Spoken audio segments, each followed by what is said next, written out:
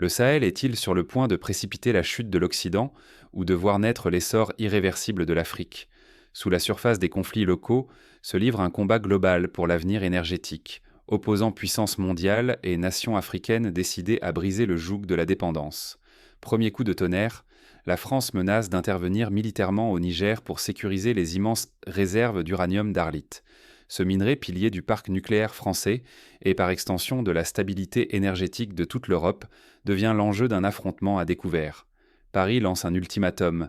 Si Niamey scelle un accord avec la Russie, l'action armée sera inévitable. La Russie riposte aussitôt. Par la voix de Sergueï Lavrov, Moscou avertit directement la France et les États-Unis. Le néocolonialisme touche à sa fin. La Russie promet un soutien inconditionnel aux peuples africains pour qu'ils reprennent le contrôle total de leurs ressources. Une pluie d'armes sophistiquées afflue vers Niamey, signe d'une implication inédite au cœur du continent. Le sort du Niger, désormais, dépasse largement ses frontières.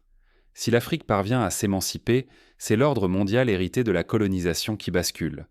En revanche, un succès occidental garantirait la dépendance énergétique et le statu quo pour des générations. Pour les Africains, les enjeux sont immenses. Reconquérir richesse, dignité et influence. Pour l'Occident, perdre le Sahel signifierait crise économique et fin d'une domination multiséculaire. Mais comment cette région aride est-elle devenue l'arène ultime où se joue l'équilibre du monde? Pour comprendre cette montée des tensions, il faut revenir sur l'histoire cachée du Sahel et la convoitise qu'il suscite depuis des décennies. Les racines du conflit plongent dans le passé colonial et les stratégies énergétiques secrètes des grandes puissances. L'indépendance africaine, mythe ou réalité? Depuis plus de 60 années, les peuples du Sahel célèbrent la liberté, mais sous la surface, d'anciennes chaînes subsistent, invisibles et tenaces. Regardons le Niger. L'uranium extrait de ses entrailles propulse les centrales françaises, assurant lumière et prospérité à Paris. Pourtant, dans les villages nigériens, la pauvreté règne, l'électricité reste rare, les écoles tombent en poussière. Comment ce paradoxe perdure-t-il? Par des contrats inéquitables, la multinationale française Orano siphonne les ressources du Niger depuis des décennies. Les profits traversent la Méditerranée, laissant derrière eux une nation appauvrie malgré ses trésors. Quand le Niger tente de reprendre la main, la justice internationale se range presque toujours du côté de l'ancien colon. À la demande d'Orano, la Cour mondiale prive le Niger de l'accès à son propre uranium. Ainsi, le pouvoir reste à Paris, malgré la distance. Mais l'uranium n'est que la partie émergée. La monnaie CFA enchaîne 14 pays africains à la France. Les bases militaires étrangères veillent, prêtes à écraser toute velléité d'émancipation. La dette étrangère, contractée sous contrainte, étrangle toujours l'avenir. Fermer les yeux sur cette histoire, c'est condamner l'Afrique à l'éternel recommencement. Tant que les racines coloniales subsistent, l'indépendance reste un mirage. Pourtant, en 2023, un choc retentit. La prise de pouvoir du général Tchiani rompt cet équilibre, défiant de front l'ordre établi depuis plusieurs générations. Mais cette rupture s'inscrit dans une bataille plus vaste, où chaque camp joue son avenir. Car derrière le Niger, c'est tout un continent qui se relève, et si 3 petits pays osaient en briser la domination des plus grands empires, au cœur du Sahel, l'impensable devient soudain possible. À Niamey, le général Tchiani frappe fort. Il expulse l'entreprise française Orano, ferme l'accès à l'uranium et défie Paris en refusant tout diktat occidental. Pour la première fois, le Niger dit non. Non au pillage, non à l'humiliation, non à la dépendance imposée. La riposte ne tarde pas. La France menace d'intervenir militairement. Sans l'uranium nigérien, ses centrales pourraient s'arrêter, sa puissance vaciller. Mais une nouvelle puissance s'invite dans l'arène, la Russie. Moscou ne fait pas que promettre, elle livre des armes, des blindés rutilants, des drones, des missiles, et surtout un engagement sans ambiguïté. Offrir au Sahel la chance d'une indépendance totale. Le Niger n'est plus seul. Il unit ses forces armées à celles du Mali et du Burkina Faso. 3 nations, hier vulnérables, forment une alliance militaire inédite, équipée et entraînée pour repousser toute intervention étrangère. Ce n'est plus un regroupement fragile, mais un bloc soudé prêt à défendre chaque parcelle de ses terres et de ses richesses. La marée d'armes russes bouleverse l'équilibre. Là où, hier encore, une colonne étrangère traversait le désert sans opposition, elle se heurterait désormais à une armée moderne et résolue. Pour la première fois, l'Afrique peut prétendre protéger ses ressources, garder ses mines, ses routes, ses frontières contre toute menace occidentale. Mais le pari est colossal. En cas d'échec, le Sahel risque la ruine, la misère et la répression.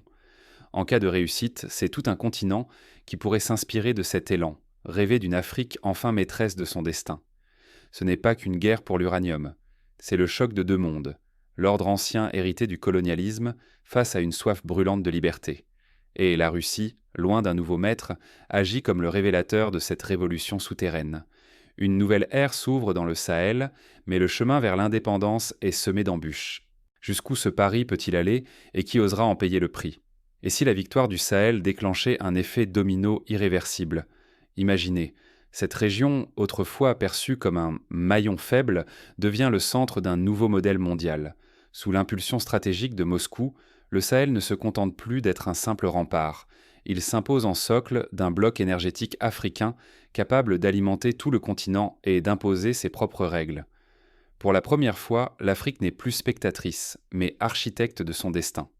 La rupture brutale avec la France et l'Occident met fin à la fuite des ressources à bas prix. Les matières premières, naguère pillées et bradées vers Paris, Berlin et Bruxelles, demeurent désormais sur le sol africain. Ce bouleversement provoque une onde de choc. Les économies françaises et européennes, dépendantes de l'uranium nigérien ou du coton malien depuis plus d'un siècle, vacillent. Ce n'est pas une crise éphémère, mais un choc systémique qui menace l'ordre établi. Face à ce nouveau rapport de force, d'autres nations africaines observent et s'inspirent. Dire non au franc CFA, au FMI, aux diktats occidentaux devient un exemple viral. Le Togo, le Bénin ou la Côte d'Ivoire pourraient en suivre, créant une dynamique sans précédent. Chaque rupture avec l'ordre colonial est une victoire psychologique et politique, accélérant la vraie décolonisation du continent. Ce moment charnière pourrait sceller la fin de l'ordre colonial, l'avènement d'une Afrique forte, solidaire, indépendante. Une Afrique qui choisit ses partenaires, gère sa monnaie, investit dans ses technologies et contrôle enfin son avenir. La dignité nationale devient une réalité tangible, ressentie par des millions de citoyens africains. Mais l'enjeu est immense. La stabilité économique de l'Europe et la position de l'Occident sur la scène mondiale sont menacées. Pour l'Afrique, cette immersion, c'est l'espoir d'une vie meilleure.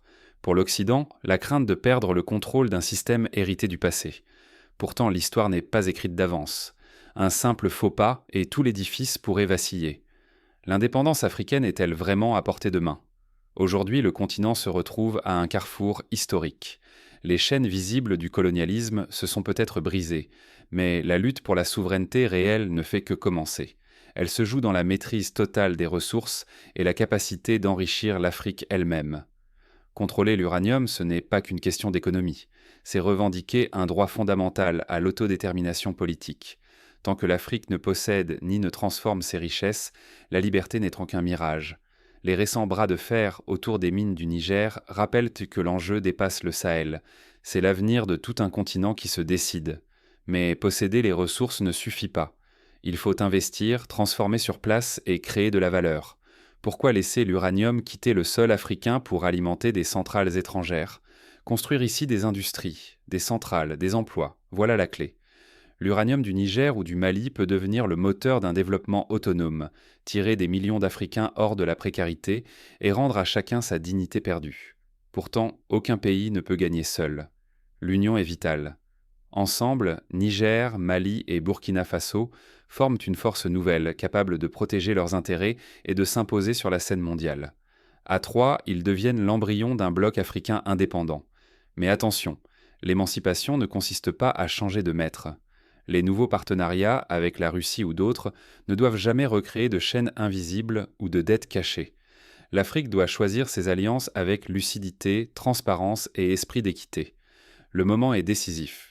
Si l'Afrique rate ce virage, elle risque de replonger dans un cycle de domination et de pillage. Mais si elle saisit l'occasion, en contrôlant ses ressources et en s'unissant, une ère nouvelle de prospérité et de respect peut enfin débuter. Mais ce bouleversement ne se résume pas à une victoire nationale. Il provoque aussi une onde de choc qui menace de renverser les équilibres mondiaux jusqu'au cœur des anciennes puissances. Le destin du Sahel incarne bien plus qu'un affrontement pour l'uranium. Ici se joue le point d'orgue d'un siècle de lutte. L'Afrique refuse désormais d'être pillée ou tenue à l'écart de son propre avenir. Aujourd'hui, le continent réclame le droit de décider, de protéger ses richesses et de tracer sa route vers la prospérité. Ce réveil douloureux mais vital bouscule l'ordre établi, bien au-delà d'un simple changement de partenaire. La Russie, longtemps perçue comme une menace nouvelle, s'est imposée en accélératrice du sursaut africain. Grâce à son appui militaire et diplomatique, les peuples du Sahel, du Mali jusqu'au Burkina Faso osent donc briser le cycle du néocolonialisme. Mais cette dynamique ne s'arrête pas à la présence russe. Elle révèle la volonté farouche des citoyens d'écrire leur destinée. L'enjeu dépasse les minerais. C'est la souveraineté économique, la dignité et la promesse d'un continent qui veut compter parmi les centres de décision du monde. Pour l'Occident, c'est une onde de choc. La perte de ressources vitales, la fragilisation de modèles économiques entiers et la remise en cause d'une domination vieille de plus d'un siècle. Rien n'est acquis. Les conquêtes peuvent être confisquées ou détournées par de nouveaux prédateurs. Rester passif, c'est risquer de voir l'histoire se répéter. Agir, c'est écrire une page d'Afrique faite de fierté, de solidarité et de vigilance. Ce basculement est inévitable.